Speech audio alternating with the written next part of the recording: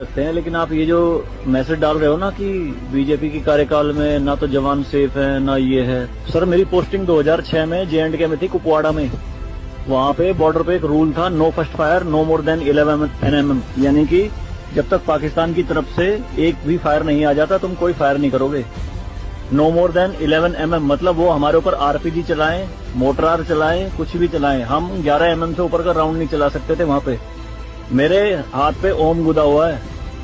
इस ओम के गुदे होने की वजह से मुझे हाथ में रुमाल बांध के ड्यूटी करनी पड़ती थी वहाँ पे।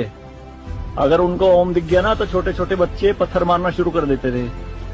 और सर श्रीनगर के लाल चौक पे 26 जनवरी के दिन बहुत बड़ा तिरंगा बिछा के जिंदी गाय काटी थी, जिंदी, और जिंदी की खाल उतारी थी सबके सामने, पूरी सेना के सामने यूनिट खड़ी थी वहाँ पे पूरी, और चक्कू लहरा के खूब बोलते थे, क्यों भाई हिंदुस्तानी कुत्तों, तुम्हारी माँ है ना ये, देखो क्या हाल करेंगे इसका हम। भाई कुछ नहीं उखाड़ सकते थे उनका। क्यों? क्योंकि सेंट्रल में गवर्नमेंट गंडवी थी, नपुंसक गवर्नमेंट थी।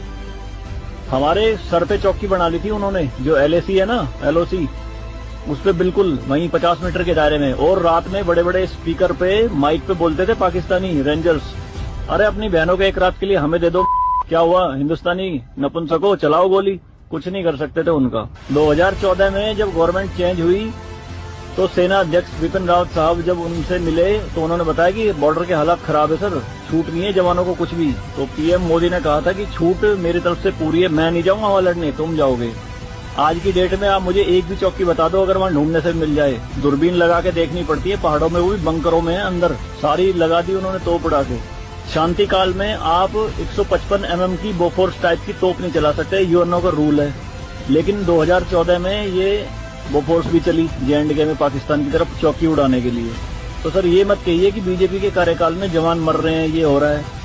सर सेना के जो हाथ खुले हैं ना वो बीजेपी के कार्यकाल में खुले हैं। मैं इसका जीता जागता प्रत्यक्ष आपके सामने बैठा